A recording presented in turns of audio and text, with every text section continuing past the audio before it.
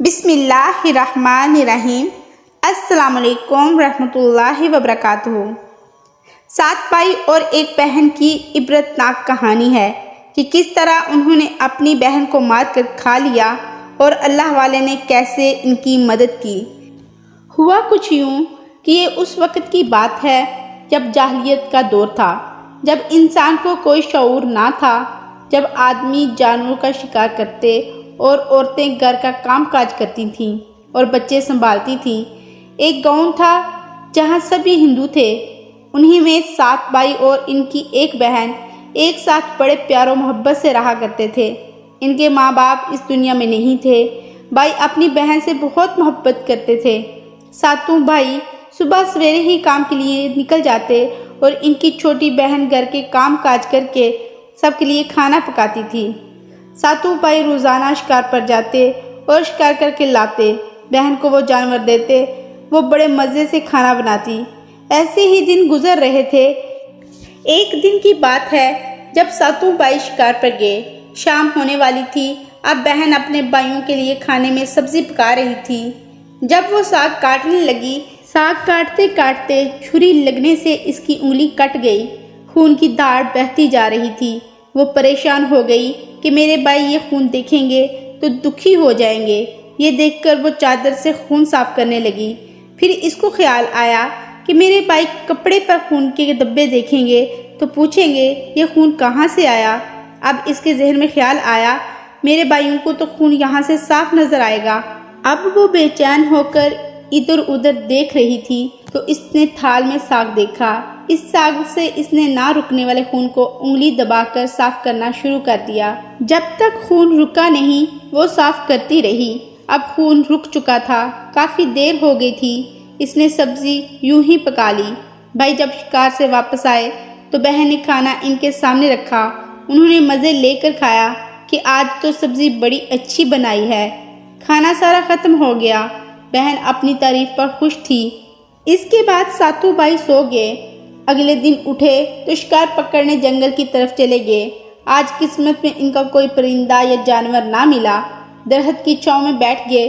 باتوں ہی باتوں میں وہ رات کے کھانے کے بارے میں بات کرنے لگے۔ ایسا شاندار کھانا آج تک نہیں کھایا۔ اس میں نہ جانے کون سا مسالہ بہن نے ڈالا ہوگا کہ ہم انگلیاں چاٹتے ہی رہ گئے۔ چلو آج گھر جا کر اپنی بہن سے معلوم کریں گے کہ کیا ہے وہ راز۔ شام کو گھر آ کر بھائی بہن سے پوچھنے لگے، بہن تم نے کل جو سبزی بنائی تھی اس میں کون سا مسالہ ڈالا تھا؟ تو وہ ڈر گئی، کہیں بھائیوں کو پتہ تو نہیں چل گیا۔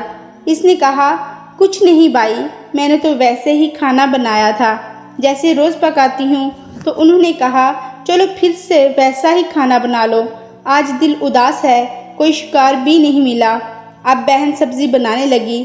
جب 7 بھائی نے کھانا کھایا تو وہ بالکل ہی کل جیسا نہ تھا۔ بڑے بھائی نے کہا بہن تم نے ابھی جو سبزی بنائی ہے وہ کل جیسی بالکل بھی نہیں ہے، کچھ تو ڈالا تھا تم نے، تمہیں قسم ہے سچ بولو۔ تو بہن نے ڈرتے ڈرتے سب کچھ بتا دیا۔ اب 6 بھائی تو حیران تھے کہ بہن کا خون کھانے میں ملا تو کھانا اتنا مزے کا ہو گیا۔ اس کے خون کے قطرے سبزی کو اتنا زیادہ مزیدار بنا سکتے ہیں کہ ہم انگلیاں چاٹنے لگے اور بار بار دل کر رہا ہے کہ وہی سبزی ہم کھائیں۔ تو اس کے گوشت میں کیا بات ہوگی؟ اگر ہم اپنی بہن کا گوشت کھا لیں تو کتنا زیادہ مزیدار ہوگا، ہم کھاتے رہ جائیں گے۔ رات کو وہ سونے کے لیے لیٹے تو انہیں نیند نہیں آ رہی تھی۔ رات منصوبہ بنا کر سو گئے کہ بہن کا گوشت کھا جائیں گے، اور صبح بولی بالی بہن اٹھی اور بھائیوں کو بہت چاہتی تھی، پیار سے انہیں کام پر بھیجنے لگی۔ سب سے چھوٹا بھائی جو 7ویں نمبر پر تھا وہ بہت اداس تھا۔ وہ ان کے منصوبے میں شامل نہیں تھا۔ وہ اپنی بہن کو کیسے بچاتا؟ 6 بھائی ایک طرف تھے اور وہ اکیلا ایک طرف تھا۔ اسے وہ دوسرے بھائی ظالم لگے جو زبان کے ذائقے کے لیے بہن کو مار دینا چاہتے تھے۔ اب وہ سب شکار کے لیے چلے گئے۔ شکار کے بعد انہوں نے ایک ٹیلے پر درخت کی لکڑیاں کاٹ کر اس کو ایسے بنایا کہ بہن کو لگے کہ وہ رہنے کی جگہ ہے۔ ان کا ارادہ یہ تھا کہ وہ بہن کو یہاں لائیں گے اور اس کو اس کے ساتھ باندھ کر اس کو تیر مار کر مار ڈالیں گے۔ اگلے روز بھائی بولا، بہن اب تم بڑی ہو گئی ہو، تمہاری شادی کرنے کی ذمہ داری ہم بھائیوں پر ہے۔ ہم نے تمہارے لیے ایک خوبصورت اور محنتی لڑکا بھی دیکھ لیا ہے۔ شام کو اس کے گھر جائیں گے، تم بھی سج سنور کر اچھے کپڑے پہن کر تیار ہو جانا اور ہمارے ساتھ چلنا۔ بہن شادی کا سن کر بڑی خوش ہوئی، ماں کے کپڑے پہن کر دلہن کی طرح تیار ہو گئی اور گھر سے نکل گئی۔ وہ 7 بھائی اور ایک بہن پیدل چلنے لگے۔ جب چلتے چلتے بہن تھک گئی تو اس نے کہا، بڑے بھیا میرے ہونے والا سسرال کب آئے گا؟ بڑے بھائی نے کہا، بس صبر کرو، تھوڑی دیر رک جاؤ۔ اب وہ لوگ اس جگہ پر پہنچ گئے۔ بھائی نے اشارہ کیا، وہ دیکھو بہن، دور چھوٹی سی پہاڑی پر جو جھونپڑی ہے وہی تیرے ہونے والے شوہر کا گھر ہے۔ بہن خوش ہو کر تیزی سے چلنے لگی۔ بہن جیسے ہی پہاڑی پر چڑھی، بڑے بھائی نے چھوٹے بھائی کو اشارہ کیا کہ رسی سے باندھ لو۔ بڑے بھائی کے حکم پر بہن کو بانس کی دیوار سے باندھ لیا گیا۔ 7واں بھائی دور ہی کھڑا تھا، وہ لرز رہا تھا، کانپ رہا تھا۔ وہ نہیں چاہتا تھا کہ اس کی بہن کا قتل ہو، لیکن وہ اپنے بھائیوں سے ڈرتا تھا۔ اب معصوم بہن کہاں مقابلہ کر سکتی تھی؟ وہ شکاری ویسے ہی ظالم بنے ہوئے تھے۔ اس کو رسی سے باندھا اور تیر اٹھا کر سب سے بڑے بھائی نے نشانہ باندھا تو بہن ہاتھ جوڑ کر بولنے لگی، تم کیسے بڑے بھائی ہو؟ بہن کو مار رہے ہو؟ جیسے ہی تیر چلایا، نشانہ چک گیا۔ بڑے بھائی نے 2-3 بار تیر نشانے پر لگانا چاہا، لیکن تیر بہن کو لگ ہی نہیں رہا تھا۔ بڑے بھائی نے دوسرے بھائی سے کہا، اب تیر تم چلاؤ۔ بہن نے دوسرے بھائی کے سامنے بھی ہاتھ جوڑ کر رحم مانگا، لیکن وہ بے رحم بھوکا ہو رہا تھا۔ وہ بولی، مارو، تم بھی مار لو، لیکن مجھے انصاف دینے والا رب موجود ہے۔ دوسرے بھائی نے بھی تیر چلایا، لیکن تیر اس کو نہ لگا۔ اسی طرح باقی 4 بھائیوں نے بھی اپنی کوشش کے باوجود تیر سے بہن کو نہ مار سکے۔ اب باری تھی 7ویں بھائی کی۔ وہ بولے، مارو اس کو، اور یاد رکھنا اگر تمہارا تیر اس کو نہ لگا تو اسی بہن کے سامنے تمہارے ٹکڑے ٹکڑے کر دیں گے۔ وہ جانتے تھے کہ بہن اس بھائی کو بہت پسند کرتی ہے۔ چھوٹے بھائی کے ہاتھ کانپ رہے تھے۔ بہن سے یہ برداشت نہ کیا کہ اس کے بھائی کو دوسرے بھائی مار دیں۔ اس نے دعا کی، اے اللہ، یہ تیر مجھ کو لگ جائے، یہ میرے بھائی کی زندگی کا سوال ہے۔ جب 7ویں بھائی نے تیر چلایا تو بہن کی گردن میں گھس گیا، وہ مر گئی۔ اس کے قتل پر آسمان بھی رو رہا تھا، مگر بڑے بھائی کے دل میں ذرا برابر بھی رحم نہیں آیا۔ بہن کو اتارا گیا۔ بڑے بھائی نے جسم کی بوٹیاں کی اور چھوٹے بھائی سے کہا، جاؤ جنگل سے لکڑیاں اور پانی لاؤ۔ وہ بہت دکھی تھا۔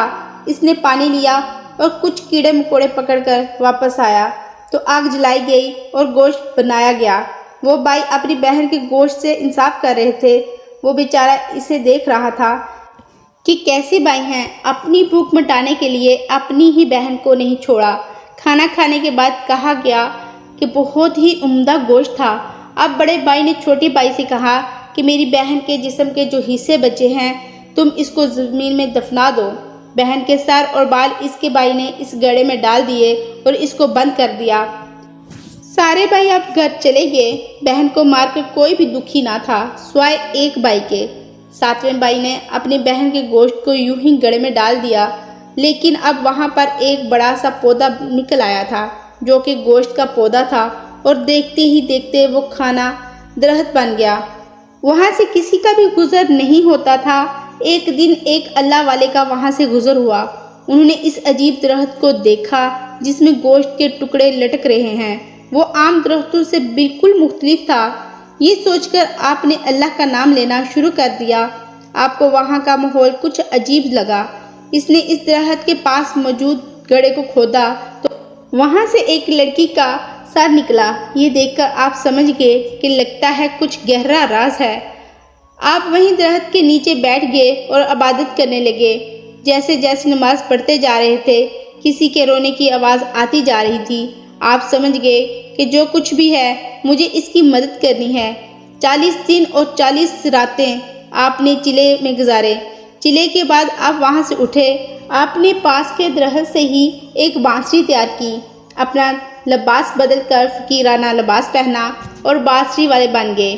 اب آپ ہر گاؤں میں بانسری بجاتے جاتے، لوگ فقیر سمجھ کر کچھ نہ کچھ دیتے رہتے۔ اس طرح نہ جانے کتنے ہی گاؤں دیکھ لیے اور اب تک وہ بات پتہ ہی نہ چل سکی جس کے لیے اللہ والے نے یہ بیس بدلا تھا۔ انہوں نے اللہ کے آگے سجدہ کر کر دعا کی، کسی کے ساتھ برا ہوا ہے، میں انسانیت کے ناطے اس کی مدد کرنا چاہتا ہوں۔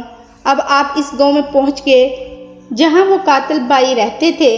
جو 6 بھائی تھے اب ان کی شادیاں ہو چکی تھیں اور اب صرف 7واں بھائی ہی کنوارا بچا تھا، جو کہ بہت ہی غمگین رہتا تھا۔ اللہ والے نے اس کے گھر کے سامنے گئے اور بانسری بجانے لگے تو بانسری سے آواز آئی، یہی سب سے بڑا دشمن ہے۔ دروازے پر یہ آواز بڑے بھائی نے سن لی تو انہوں نے اس آواز کو پہچان لیا۔ اس کے پسینے چھوٹ گئے۔ اس نے اپنی بیوی سے کہا، اس فقیر کو بھیک دو اور یہاں سے چلتا کرو، جلدی نکالو۔ بیوی نے ایسا ہی کیا۔ وہاں سے اللہ والے آگے بڑھے۔ دوسرے بھائی کا گھر تھا۔ بانسری سے پھر اسی طرح درد بھری آواز نکلی۔ دوسرے بھائی کا بھی یہی رد عمل تھا، پہلے بھائی جیسا ہی تھا۔ اسی طرح اللہ والے بانسری بجاتے جاتے 6 بھائیوں کے گھر گئے۔ وہ سب خوف سے کانپ رہے تھے، اب تو بستی والے ہمارے اس گناہ کے بارے میں جان جائیں گے۔ اس کے بعد اللہ والے سب سے آخری 7ویں بھائی کے دروازے پر پہنچے۔ یکدم بانسری سے آواز آئی، اللہ والے دیکھیے، یہ ہے میرا چھوٹا بھائی کا گھر جس نے دل میں گہرا راز چھپایا ہے، ایک حادثے کو ابھی تک بلا نہیں سکا۔ اس بانسری سے آتی آواز 7ویں بھائی نے سن لی۔ وہ مسلمانوں کا دشمن نہیں تھا، وہ جانتا تھا کہ فقیر مسلمان ہے۔ اللہ والے کو اس نے عزت دی۔ اللہ والے سے ملنے سے پہلے وہ بہت ہی پریشان تھا۔ اس نے کہا، آپ مسلمان لگتے ہیں، بہت عرصے سے دل میں ایک راز چھپا کر بیٹھا ہوں مگر میں کسی کو بتا بھی نہیں سکتا۔ میں کلمہ پڑھنا چاہتا ہوں، مجھے نیند نہیں آتی۔ آپ نے کہا، اگر تم دل سے مسلمان ہونا چاہتے ہو تو میں اسی وقت تمہیں کلمہ پڑھا سکتا ہوں، لیکن تم نے اسلام کے راستے پر چلنا ہے، ہمیشہ سچ کا ساتھ دینا ہے، ہمیشہ اللہ سے ڈرنا ہے۔ اس نے وعدہ کیا۔ اس کے بعد آپ نے اسے پہلا کلمہ پڑھا کر اسے مسلمان کر دیا۔ چھوٹے بھائی نے ساری کہانی بتائی کہ ایسے اس کی بہن کو قتل کر دیا گیا تھا، لیکن جہاں اس کو دفن کیا گیا تھا اس کا بھی پتہ بتا دیا۔ فقیر نے کہا، تم نے کوئی گناہ تو نہیں کیا، لیکن تم نے حق کے لیے آواز بھی نہیں اٹھائی اور اب تم مسلمان ہو گئے ہو۔ پہلے تو تم لا علم تھے، دور جاہلیت میں رہتے تھے، لیکن اب تم اللہ کے نیک بندے ہو، اس لیے اپنی بہن کی مدد تمہیں کرنی ہوگی۔ وہ لڑکا بولا، مجھے کیا کرنا ہوگا؟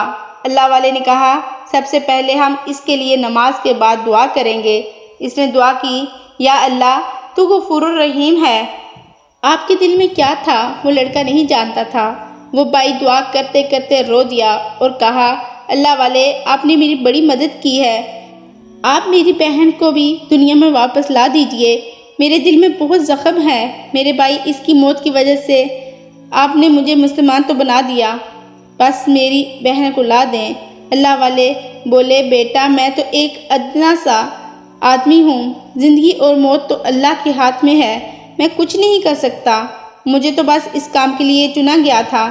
لڑکا یہ بات بول کر بلک بلک کر رونے لگا۔ اللہ والے نے کہا، میں تمہارے لیے یہ دعا کرتا ہوں، اللہ تمہارے دل کو سکون دے اور تمہاری بہن کے قاتلوں کو سزا دے۔ اللہ والا جا چکا تھا مگر اللہ کا انصاف ہونا ہی تھا۔ ان 6 بھائیوں کی زندگی مصائب سے بھر گئی۔ جو گناہ انہوں نے کیا تھا اس کی سزا انہیں دنیا میں ہی مل رہی تھی۔ امید ہے آپ کو آج کی یہ ویڈیو میری پسند آئی ہوگی۔ اگر آپ کو میری یہ ویڈیو پسند آئی ہے تو پلیز میرے چینل کو سبسکرائب کریں اور بیل کے بٹن کو دبا دیں تاکہ اس طرح کی انفارمیٹیو ویڈیوز آپ تک پہنچتی رہیں۔ اجازت دیں، اللہ حافظ۔